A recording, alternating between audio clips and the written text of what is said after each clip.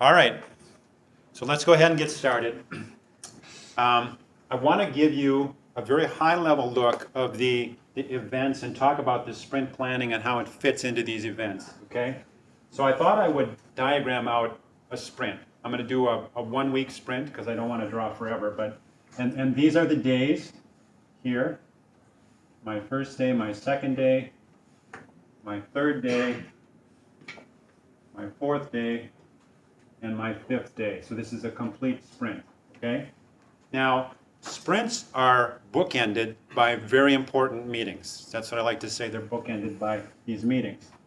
And on the front side of the sprint, we have, which is our topic, we have this sprint planning meeting. All right, so I'm going to throw this up here. Okay.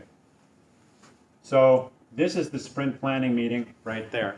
Now, this is broken into two parts, two separate parts. The first one, I'll put a W here, this is the what. And the second part, I'll put an H, this is the how.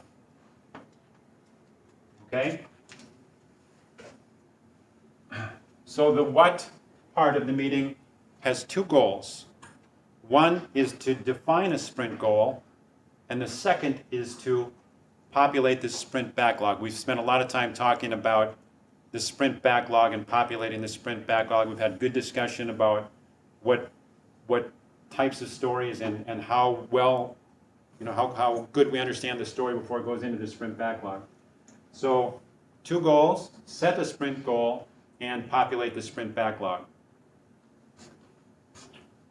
Let me just quickly, I'll just quickly throw this up. So sprint goals should be specific, they should be measurable, they should be attainable, they should be relevant, and they should be timely. So that your sprint goal should be specific, measurable, attainable, relevant, and timely.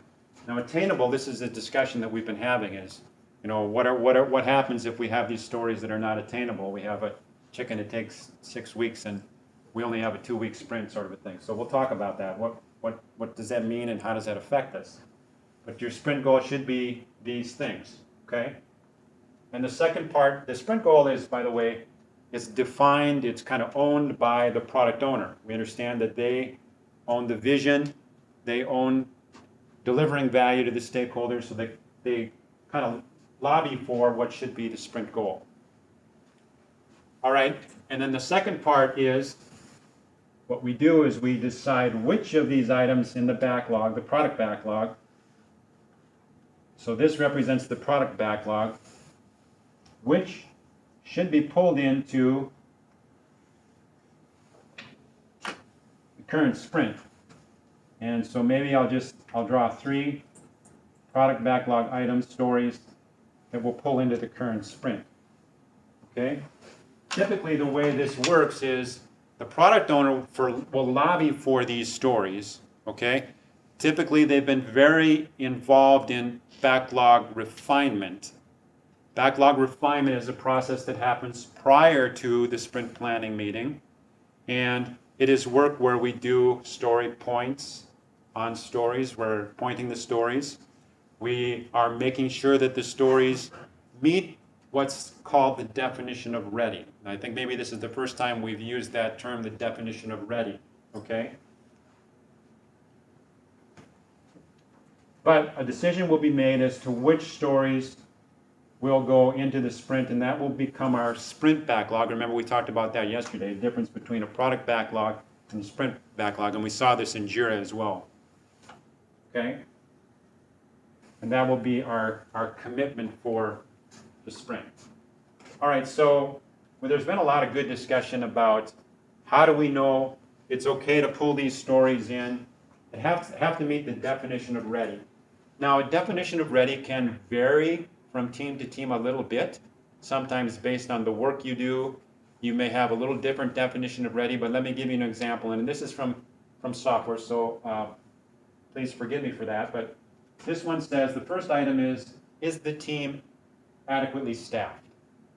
Okay, very important. We talked yesterday about how the team needs to have all the right resources to be able to deliver on this commitment. Okay, is it adequately staffed? Is the backlog item estimated and achievable? Okay, so we talked about this, that we don't pull in items to the sprint backlog that are not estimated and achievable. There was good discussion about achievable. Okay, so let me address that question, because there was a question, I think, a couple different versions of the question, but one was about the 6-week check-in, and we've got a 2-week sprint. So we wouldn't pull this story in the sprint planning meeting. We wouldn't pull it into the sprint backlog unless we had the check-in, or we had it on order, or some understanding of how that we're going to have that check-in. We should have everything we need in order to deliver on this commitment before we pull that into the sprint backlog. Okay? Is the technical approach understood? This is our next item on the definition of ready. Can development tasks be created? Chuck spent quite a bit of time showing us how we create these subtasks in Jira. And that happens as part of the second half of the sprint planning meeting, the how portion. But definition of ready says, can the task be created? And the last item here is the acceptance criteria clear? We had some discussion about this as well. We wouldn't pull it into the sprint backlog unless the acceptance criteria was clear.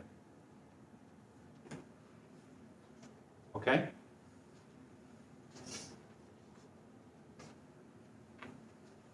All right, so that's the first half